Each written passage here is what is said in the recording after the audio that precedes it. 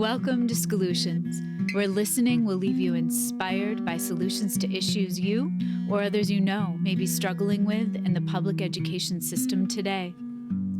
I am Olivia Wall, and I am excited to welcome my guest today, Dr. Jennifer McCarty-Plucker. Let me tell you a little bit about Dr. Plucker.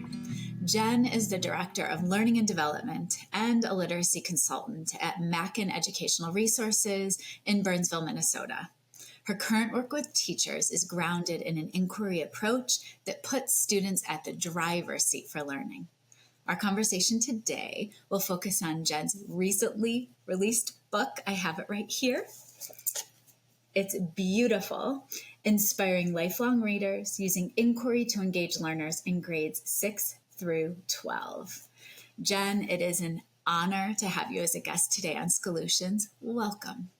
Thank you. I really appreciate being here. I love the work that you're doing, so I'm honored to be a part of this. Thank you. And right back at you. I start off every episode by asking guests for an inspiring educator in their life. Would you share with listeners? Sure. I couldn't pick just one, so I do have to pick two. There's many, but two that come to mind. When I was a sophomore in high school, I had a social studies teacher who came up to me and told me that I should audition for the speech team. Uh-huh. And I was like, number one, how do you even know who I am? I don't say a word in your class. I put my head down. I do my work. I'm super quiet. And two, why would you think that I would want to be on the speech team? I don't talk. And his response was, I've seen your writing and you have something to say. So say it. So I was like, okay, well, if this man thinks there's something there that I don't know about myself, I'm going to go for it. So I tried out for the speech team. I made the team. And then the second teacher is my speech coach, Marcia Nelson. And she really just brought out in me all of these things I didn't know were in me. I wasn't like a state champion speech-y in high school. I was the captain. I did leadership. I worked really hard. And then I went on to get a degree in teaching speech in English. And I competed on my college speech team. And then I did go to nationals. It just, took a while. And now I speak for a career. So the two of them together and just their ability to see in me gifts that I didn't see myself is inspiring. I'm still friends with Marcia, and she still inspires me today. She is an educator who believes it is never too late. She definitely instilled that in me. And she believes that school is the place where we reach kids, each kid. Yes. And that we have to find ways to not give up on kids and use the time that we have with young people to help them realize their potential and the excellence within them. Well, here's the thing. That's exactly what I gleaned from reading your book.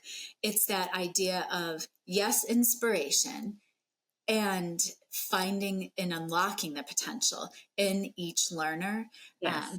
I adore the idea of an inquiry-based approach too. I mean, that to me is the idea of curiosity, and that we are not there to fill students as empty vessels. They have so much that we can tap into when it comes to curiosity. So I think it's exciting. I also name an issue that I'm seeing in public education and why I sought you out to be a guest on the podcast. And I've heard it so many times, and it's not with malintent. I'm going to read it directly from the pages of your book. It came from your mouth as a teacher. And I think it will resonate because a lot of high school and middle school teachers feel this way. You had a parent that reached out to you and you were saying, like, I'm really concerned, your student is striving. And the parent said, well, what are you going to do about it? And you paused and said, I hadn't even considered what my role was in helping 10th graders comprehend. Didn't they learn that in elementary school? I'm not a reading teacher. I teach literature, rhetoric, writing, public speaking, and interpersonal communication. so many middle and high school teachers did not sign up, are not trained to teach children how to read. And it's a mindset. Often it's not teaching children to read, but it's that idea of transferable learning, of that comprehension work. It's not teaching books, it's using books as anchor text to capitalize, right, upon the comprehension work that we can transfer into every part of our lives. So that struck me so deeply. And then the other layer of that work is issue 2, high school students are not graduating high school with literacy skills necessary for college and careers. Inquiry is where it's at. Keep curiosity, relevancy at the helm. And the most beautifully articulated solution is right from your book, Jen. I turn to page 6, and here we go.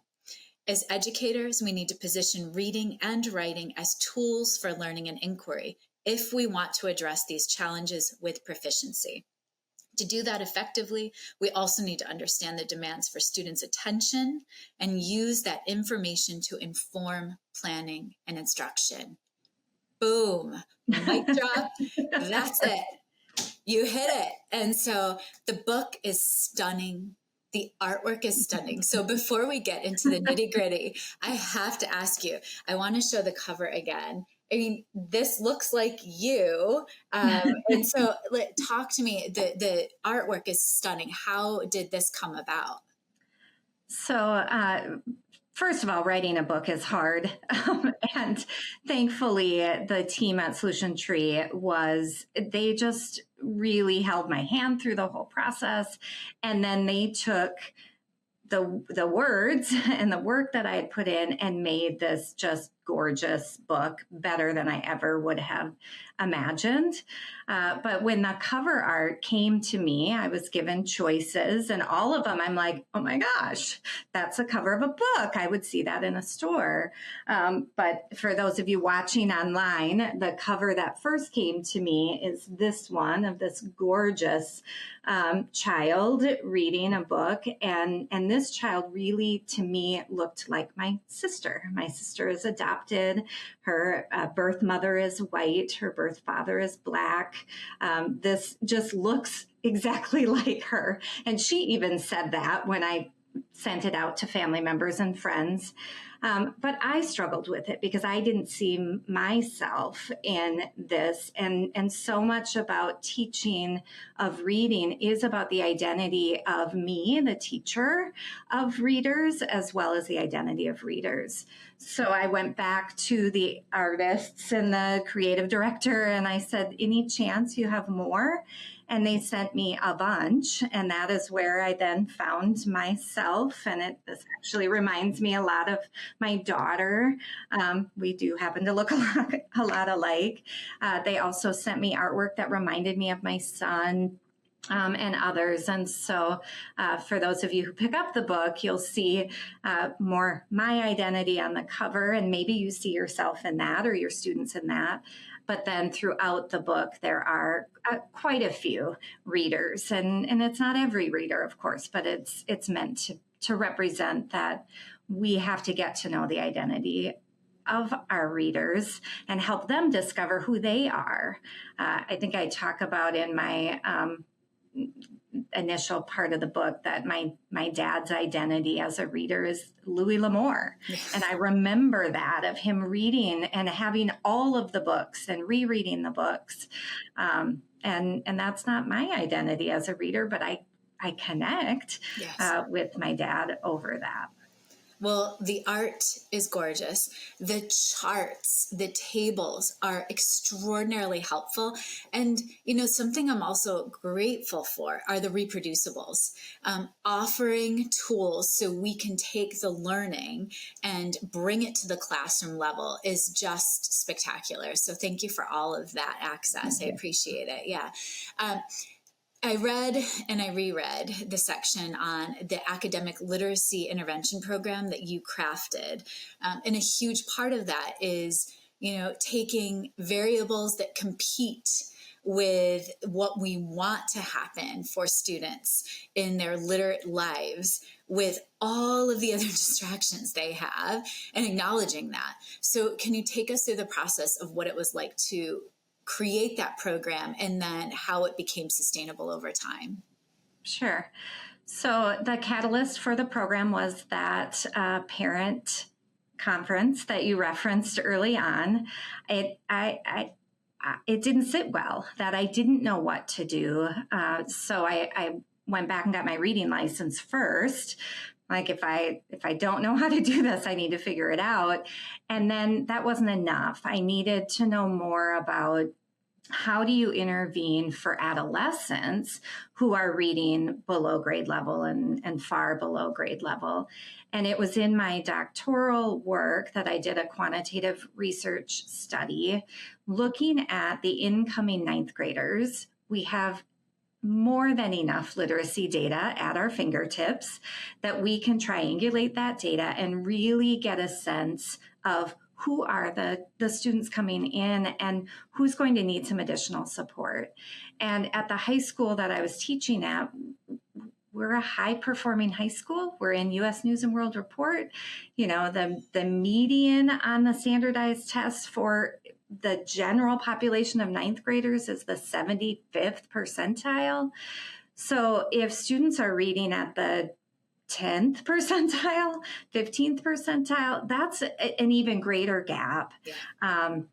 So through that research, I discovered that we had quite a few students that were coming in, and we all know that students are going to mask those challenges in lots of different ways, and we need to do something about it. So from that, I had a very supportive principal who really listened to me. I was reading from all of the giants: Kelly Gallagher, Penny Kittle, Stephen Lane, John T. Guthrie, Chris Tavani, Sam Bennett, you know, all of these really incredible literacy leaders who were painting the picture of what we can do to advance literacy. Yes. And as I was reading that, I'm like, that sounds fun.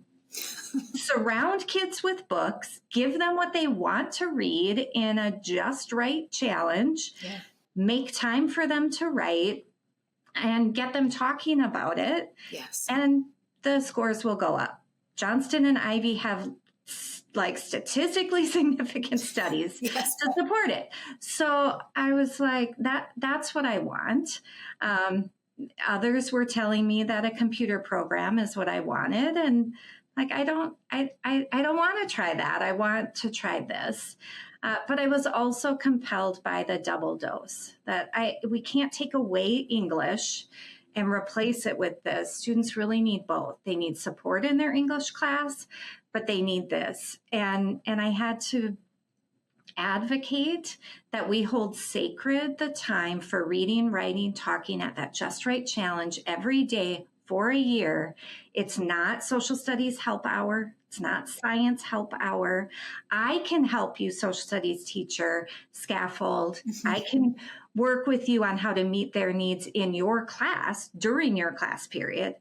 But we need the time to accelerate the literacy growth. And fortunately, we had the data to support it. They accelerated their literacy growth at 4 times the rate of their grade level peers.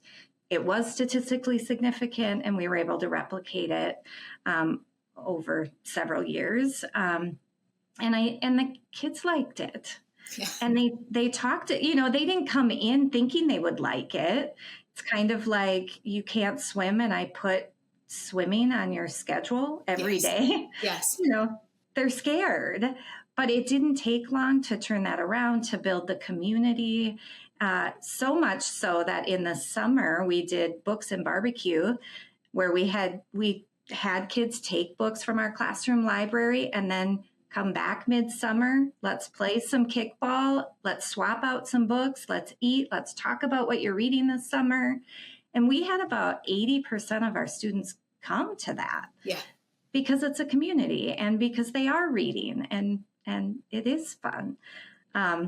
But in terms of the competition, especially now, it was difficult pre-COVID, but especially now, people want the quick dopamine fix of their device, and reading is a slow drip of dopamine. Yeah. And so we have to teach kids, we have to coach them, we have to have patience with them, because just like me, when I start a book, I'm quicker to check Instagram on, paragraph 2 than I am once I'm in the book. Then I could care less about my phone because I want the story, and I'm going to stick with it. So it's interesting, many of the literacy leaders and just educational leaders in general, you mentioned, are near and dear to my heart as human beings. And I'll never forget reading Kelly Gallagher's book years ago, Read Aside. And I remember I read, oh my gosh, there was just a section around that idea of losing all sense of time and space because you're so entrenched in a book that I think he had purchased a book, taken off for a flight, and then lost track of the time. And then he was landing, he was like, oh, what's going on? And he says so many of our students have never experienced that. And that idea of building in time, and holding it sacred is what I appreciate so much from your stance, from all of the people that I circle up with, because what happens, this is the thing that's bananas to me. I work with school districts, K-12, even pre-K-12, and it's fascinating. The higher up I go working with teachers to support, when you have a conversation often with middle or high school teachers and you ask, how long do you think the students could read for? Sustain, it's, just independent reading. I'll often get numbers like 10 minutes, 15 minutes, will be pushing it. And I sit there like, are you serious? Because they could walk down into a second grade classroom, a kindergarten classroom, first grade classroom in that same school district. And the kids are sustaining for more than that because the texts are engaging, relevant, exciting. So I think there's also something to be said about not just welcoming the community in for having seats at the table in the conversation, but getting into each other's classrooms as teachers. Yes. So you can have that bar raised to see, whoa, these kids can do a lot if we believe, that they all can, and if we're getting out and seeing the work that's happening amongst the district and other classrooms. So it just struck me so deeply. So true. Just in my own work of trying to figure out how do I meet the needs of, it's very different to teach an academic literacy 9 class from an AP class or an on-level grade 10 English speech class.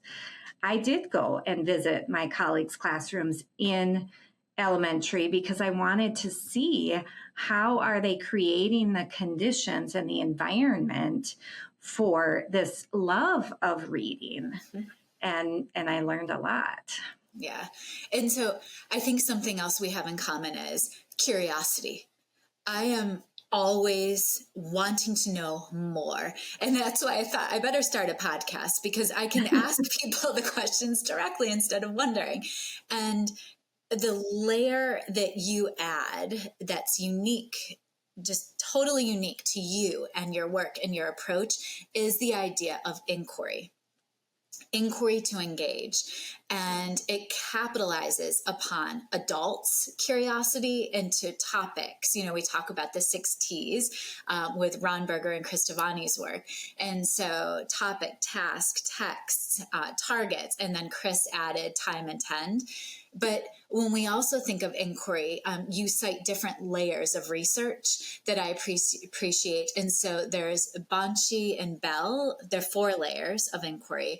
And then also the 3M and the Google, the Genius Hour. Would you speak to those and share that work? Sure. So when I started my own inquiry into inquiry, I had so many misconceptions as a language arts teacher about so many topics as they would come out. Formative assessment. I thought assessment was multiple choice tests. I mean, it took Chris Tavani's So What Do They Really Know to teach me that no, assessment is instruction. Anyway, with inquiry, I just thought that was science, like the scientific inquiry. But I had just this incredible opportunity to be a part of a cohort of English teachers back when the Common Core state standards were being developed. And Minnesota was in this unique place to provide responses while it was in draft. So we were able to try on some things, and I just happened to, stumble upon this cohort of teachers, and we were trying on inquiry in our classroom. I was a complete island in my school. I had great friends, and they're like, "So great, Jen, whatever you're doing, we cheer you on, but we don't know what you're doing." I didn't know what I was doing. And that was good for me because I am a type A control freak teacher. And I needed to step out into curiosity. I needed to learn how to let go of the controls. So one of the things that I learned early that was helpful for me, Banshee and Bell really helped with this, is that there's many rooms in the house of inquiry. And I think sometimes we think inquiry is chaos, free for all, let kids do whatever they want. It's misconceptions about Montessori, and it's not. In order for inquiry to be really, really powerful, it requires planning and intentionality and structure and routine. And these were things that brought me comfort in my own controlling way. And so, you can have confirmation inquiry, which is simply, we've learned something. Let's pose a question, go out into some of the texts and just make sure that we're confirming what we know. Is our understanding correct? So that's like dip your toes in inquiry. And then there's structured inquiry where it's really, really like this tight structure, but it's still an investigation. We're still looking in and pursuing a question, but there's a lot of room for control for a teacher. And then there's guided inquiry, and we're doing that inquiry together, teacher and student. We're designing the question together. We're pulling the resources together. We're deciding how we want to share our knowledge together. And then there's that open inquiry. And this is what, Google started in their 20%, where they said to their workers, work 4 days a week, but one can be you to pursue your passion. And the only thing we ask is that you come back and share what you've learned. And we know that when 3M did that, that's where Post-it notes came from, because there was they thought the glue was a failure. And then someone turned it into, wait, no, this is actually a really cool thing where you can stick and unstick. And I've seen Genius Hour done in schools, and giving kids an opportunity to pursue their own passion project and then present out to the community is remarkable. And they're learning at high levels the entire time they're doing that. Yes, absolutely. And I think for me, it was really being able to let go and trust that when students are engaged, they are going to persist, and they are going to have the stamina, and they are going to wrestle in ways that they're not when I decide everything for them. It's so well said. I want to give Rebecca Macton a shout out too, with her work with Maracuja, which is it's not really even a program. It's more of an approach that Mhm. she is utilizing with schools all over the world. And it's all grounded in passion. And so I love the juxtaposition of, we've got to teach into standards. We have to make them accessible to our students through beautiful texts that they see themselves in. They have to have choice. They have to learn about the way others live in the world around them. And we need to honor what we love to do as an asset to the community. So that idea of it's tending to our souls. It's tending to what makes us light up and show up and want to be part of the world and what we have to talk about. So I appreciate that. And so you just beautifully described what inquiry would look and feel like. And I also appreciate that you're naming as a teacher. It's hard to let go of the control because every minute is sacred. Yes. I was having a conversation yesterday with a group of instructional coaches around, we cannot teach everything. There has to be, and it's an illusion if you think you can, but we have to prioritize standards. We have to prioritize topics of what's going to be the most relevant and engaging for our children, and which standards are the most heavily weighted based on the real world. And so I know I did say in your intro that you are the director for development, for learning and development, and a consultant for Mackin Educational Resources. I cannot say enough about Mackin as a company and the resource they have to offer. What other resources supported you on your journey with inquiry? So, like I said, visiting elementary classrooms was huge for me. That and then seeing workshop translated at the secondary level from Tavani's work was a game changer, and we could talk about that in a little bit. And then I had to create an environment that kids wanted to be in. And we didn't have classroom libraries. And there's a desert in secondary schools when it comes to classroom libraries. Yes. We could spend hours on that. We have to, like Kelly Gallagher would say, we have to flood them with books, flood the environment. So I knew that in order to bring in a classroom library, I was going to have to secure some funding.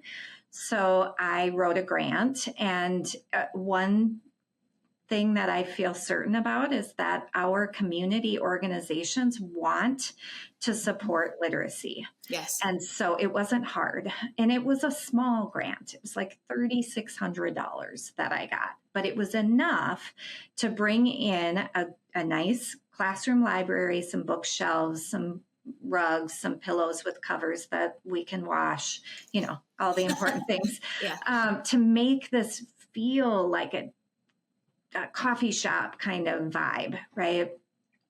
But I had no idea what books to bring into the classroom library. I had read Of Mice and Men 20 times. I don't read young adult books in my free time, or I didn't. I do now, but I didn't. So I was at a loss, and it was our librarian who said, why don't you call Mackin? They have a team of classroom teachers who will build lists for you. They meet with publishers, they preview books, they read reviews, they know the reading levels, they know standards, they can align it. You just tell them what you want and what your budget is, and they'll put a list together. And I was like, no, I don't have any money to hire somebody to do that for me. You don't understand. I want to use every dollar for books. And she was like, oh, no, it's free. You don't even have to buy the books from them if you don't want to. We did, because we built this relationship, Right. But it was such an amazing service. And I felt like they were my team. And full disclosure, 5 years later, I was at the district office, and we were bringing in inquiry text sets in middle school science, social studies, ELA, some high school classes in a large district for Minnesota. It's not large in the country, but fourth largest district in our state. And it was Mackin who helped us build the list. They helped us figure out the logistics, the containment, like all the stuff that I don't have time to think about. They do. They have people on staff to do that. So that, and their heart is for getting authentic text in the hands of teachers, so they're in the hands of students, what Daniel Pink would call a for-purpose company. So that is why I ended up, they needed a professional learning division and asked if I would come and start that at Mackin. So that's what got me there. And then the other, I've already named all these authors, but it was a team of other teachers at my school. There was another English teacher who decided to get her reading license. There were a couple of special education teachers an English learner teacher, and then even a math teacher who were like, what are you guys learning about? What are you doing? And we just did our own organic PLC book study. And we started with John T. Guthrie's Engaging Adolescents in Literacy, I think it's called, in reading maybe. Anyway, a 2006 book, I highly recommend it because he includes surveys. We were able to survey our students. We did our own action research, and we know from Hattie and Donahue's work on collective efficacy that's what made the difference. Yes. The fact that we were working together, we were leaning into the science, evidence-based practices, applying them in our classroom, looking at the results in our classroom to make sure that we had the evidence to continue to move forward. And it made all the difference. Yeah, so much of this too, I think, is about connection. We want students to connect with themselves in their own literate lives. And I also think it's important they're connecting with others around the world. And I think it would be neglectful to not mention Pernille Ripp, because, for sure. Her work with the Global Read Aloud and she's an amazing human being in general. And her mission to, connect us with conversation and really highlight the work and what kids have to say. It's important work that I wanted to make sure to put out there, Yeah, I'm glad that you brought her up. There were so many times when I was doing the work and I felt on an island, and I'm trying to explain to others what we're doing. And then I would go to a conference, and I heard Pernille speak at an Iowa conference, and I was like, oh, thank God. I'm speaking my language. Yeah. Okay, what I am doing, and I felt the same when I saw Gay Ivy speak one time. I was like, yes, that's what we're doing. And she's got the research to back it up. Okay, we're doing the right thing. Yeah. So let's pause there, because you've mentioned workshop and Chris Tavani's work. And I know Chris works very closely with Chris. I'm so lucky because the last 3 years I've been working with Chris and Sam in a school district. And so I'm a lucky duck. I don't take it for granted a second. And their work combined, Sam's book, that workshop book, is a life-changing read. And she speaks to the balance of 1/3 being facilitator, one voice at a time in a 40 or 80 minute block, however you use your periods. And then 2/3 of that time, it doesn't matter what type of class it is. I want to put that out there. It doesn't matter. The content area needs to be owned by the students to read, write, problem solve, talk, where the teacher's role shifts to facilitator of small groups, of one-on-one conferences. But it's not that 1/3. And the way I think about the 1/3 is it's one voice. So here's what gets dicey, Jen. One voice is also if it's a student talking. Yep. So sometimes I'm in high school classrooms, middle school as well, where it's that, I pose a question, a student responds. I pose a question, a student responds. Or even at the elementary level, the share of a workshop, if one voice is resonating in the walls of a classroom, that's out of the 1/3. The reason being, you have no way of guaranteeing how other people are engaged in learning if there's one voice. Right. So I think that's fascinating. Mhm. And then time is a huge component of workshop as a structure. What in your vision does workshop look and feel like at the middle and high school level? So that would also paradigm shift is that idea of if I'm not talking, I'm not teaching, which is so not, it's, we need to be listening and following. So, and that idea of let's see and learn and hear, what do kids already know before we assume what we're supposed to teach them. Yeah. And so again, it was Chris Devani's book. So what do they really know? That her structure became the Bible for me. And we sort of simplified it into this: start together, guided practice, end together. And so that 1/3 is kind of split up between that beginning and end, and in a 50-minute period, we were taking about 10 minutes for whether it was a read aloud, a mini lesson. Sometimes it was students that were doing some instruction. If it was something that the data was saying the whole group is going to benefit from. And then guided practice time that is structured. It's not free for all. Everybody knows what their job is and what they're doing during guided practice.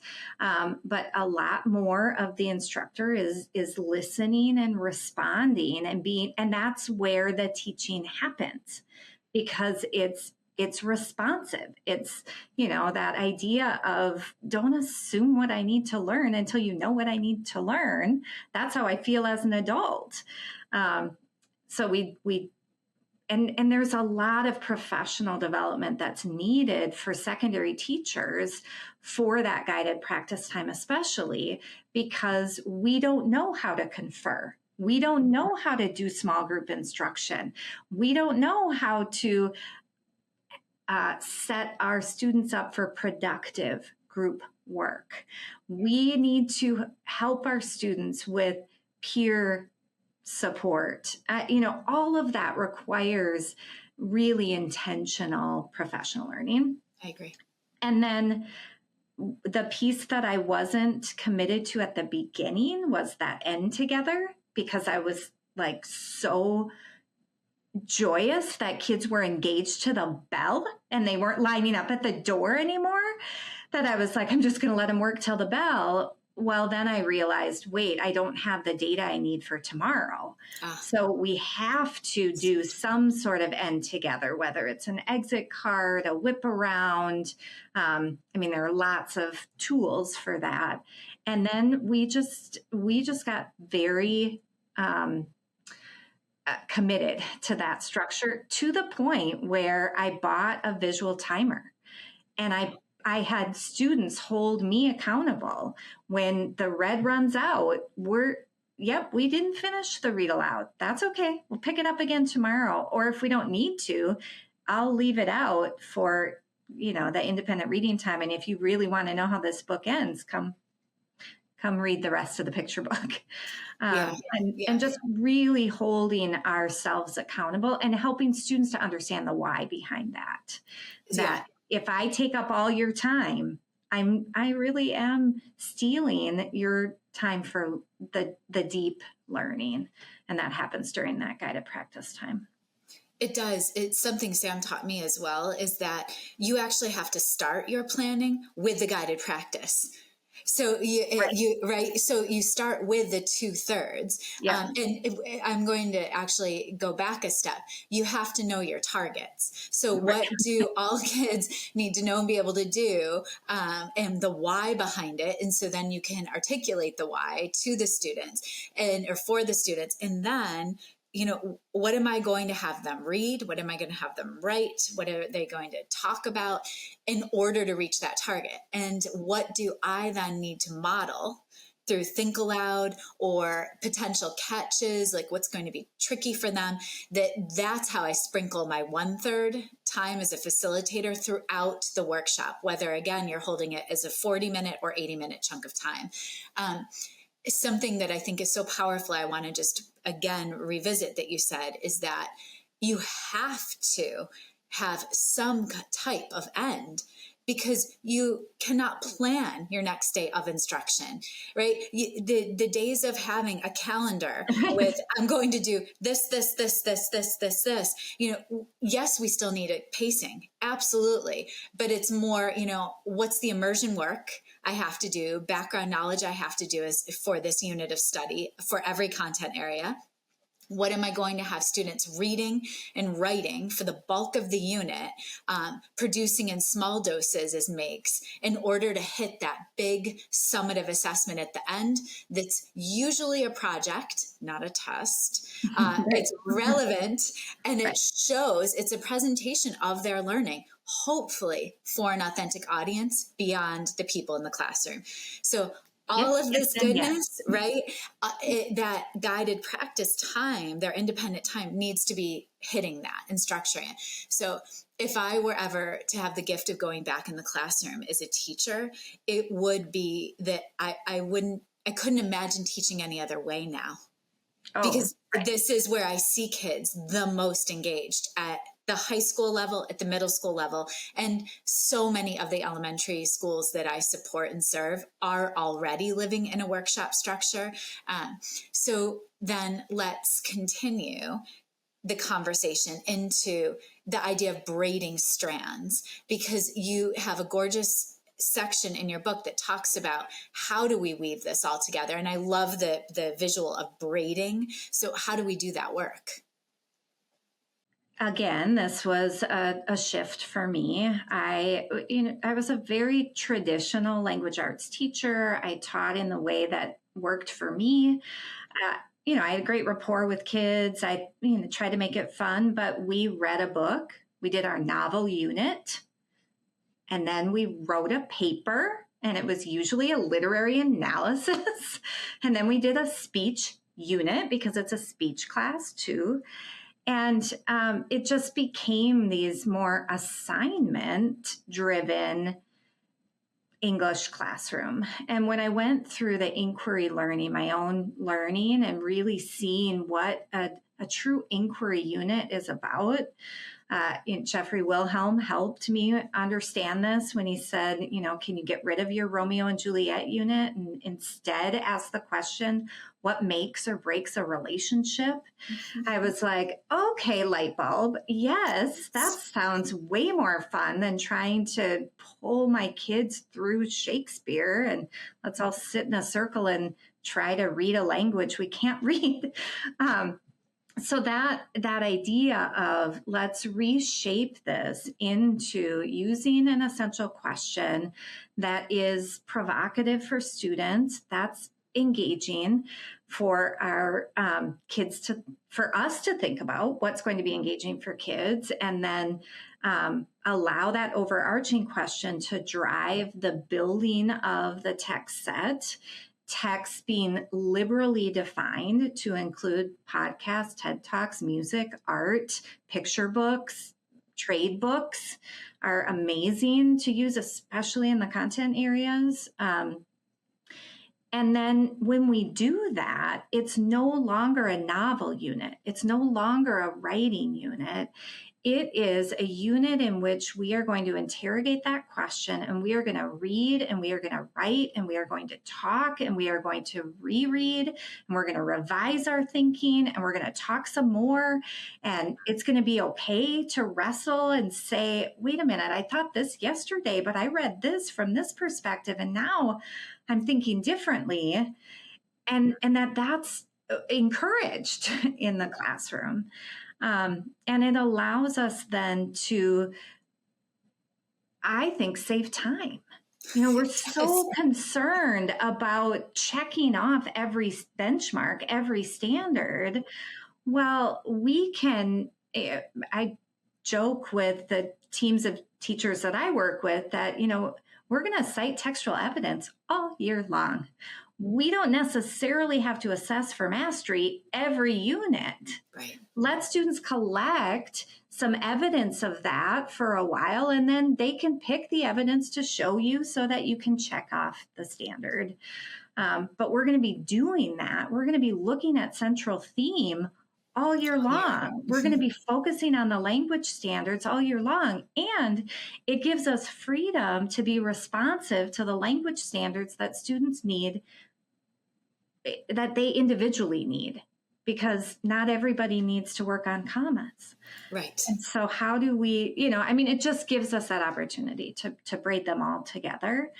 And what's even more fun are the districts that I'm working with, where they're doing multidisciplinary projects, and they are braiding the learning standards across the discipline, in addition to the learning goals that are important to their community.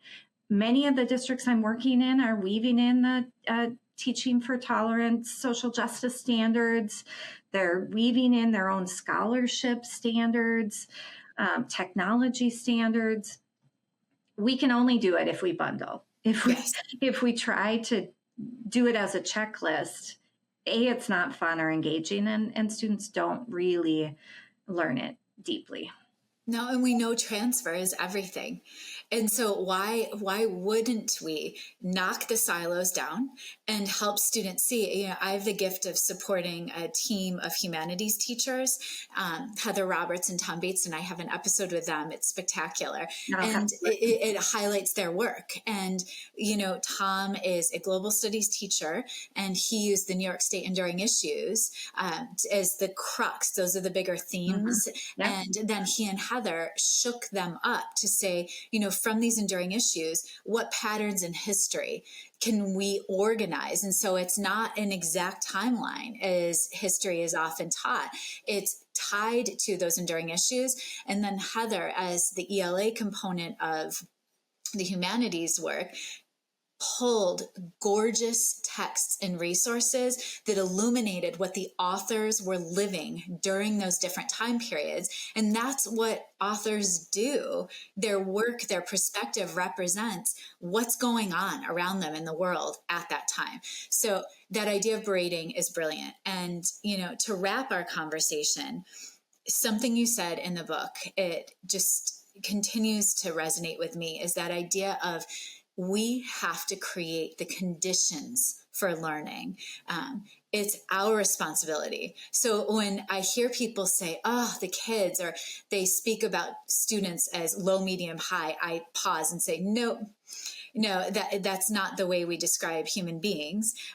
And it's also the idea of SMART or AP or honors. I wish we could get rid of all of those labels, because, as Carol Dweck says, you don't get smart, or you don't have smart, you get smart, and we all grow together.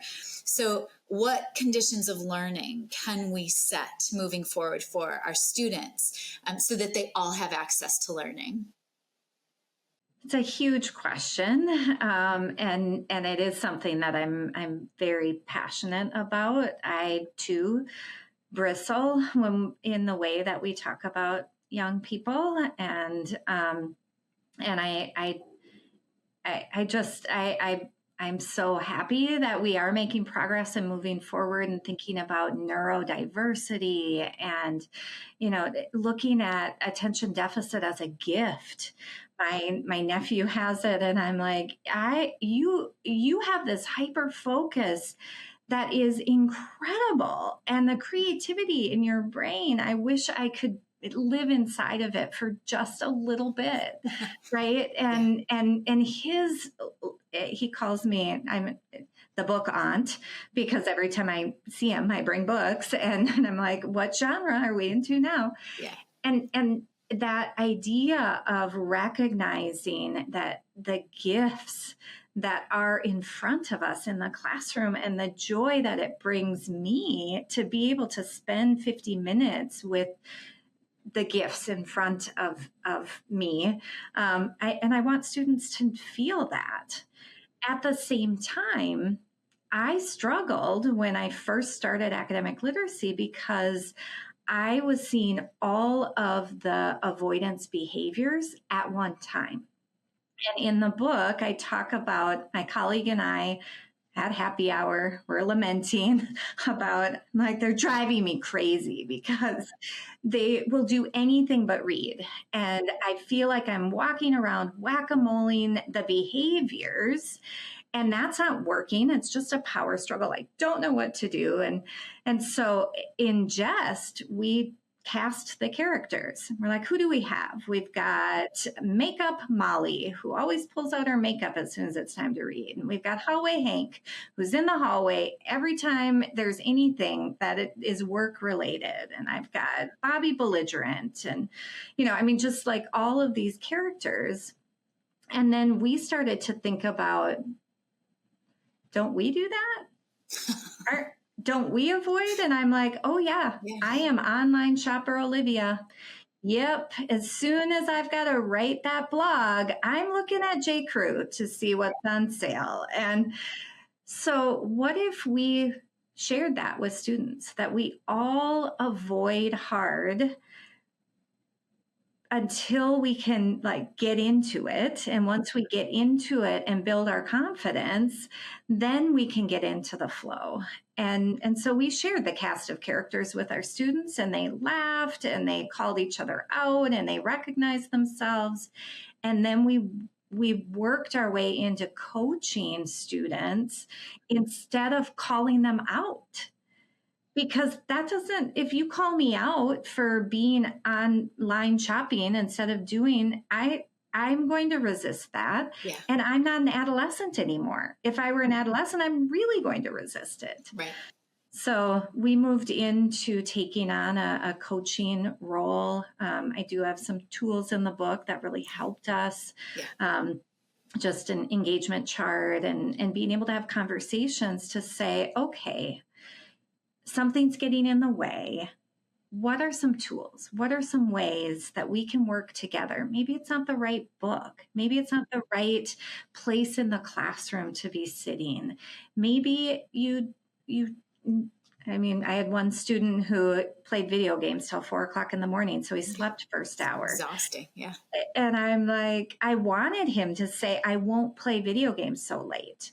That was not his solution. His solution was maybe if I could have a snack first hour, I could keep myself awake. Yeah. And I said, okay, bring in something that won't make a mess in my reading area, Cheerios or something, and we'll give that a shot. And he did that. And, over time, he'll make his own choices to not play video games so late. But I'm not at his house. I can't control that. Right. I can help him recognize what's getting in the way of meeting our goals of reading for 20 minutes every day. Yeah. I keep thinking of a conversation I had with my younger son this morning around, there's always something behind a behavior. And one of the books that just rocked my world around this is Chris Tavani's Why Do I Have to Read This? And it speaks to all the masks. And so in the same light as what you and your colleague were doing, there's the avoider, the person that shies away, but they're all masks. Yep. And it's so much about getting to know each other deeply and, what's behind the behavior. And then it's just not okay to shame anyone for anything. And I don't know why it sometimes feels comfortable for grown-ups to shame children, because it's not. And we have to model having empathy and tending to each other's needs, because I'm so much more willing to show up for you and be engaged and do the work if I know you actually care about me. Right. So, Jen, reading your book, inspiring lifelong readers, we can inspire lifelong readers when they know we love them and when we know we love the work and we're doing the hard work of checking in on ourselves and transforming. A lot of this conversation hasn't just focused on inspiring lifelong readers. You are a lifelong learner. Right. And I think it's all about transformation. So I am grateful for you and your work and just having you as a colleague to talk this through together. So thank you. I agree. It's been amazing to connect with you, and it's always fun to talk about this work. It is. I will make sure to put all of your details in the show notes, and so listeners can get in touch with you for your support. And just thank you for being you. Take care. Thank you. Scholutions is a podcast created, produced, and edited by me, Olivia Wall. Special thanks to my guest, Dr. Jennifer McCarty-Plucker. Also, a big thank you to my older son, Benjamin, who created the music that's playing in the background. I would love for you to share the podcast far and wide, leave a review, subscribe on YouTube, and follow us on TikTok, Twitter, Instagram, Threads, and Facebook at Scholutions Podcast. If you'd like to become a Scholutions sponsor or share episode ideas, leave me a SpeakPipe voice memo at my website, oliviawall.com/podcast, or connect via email at scholutionspodcast@gmail.com. Thank you for joining the conversation. Let's keep finding inspiration together.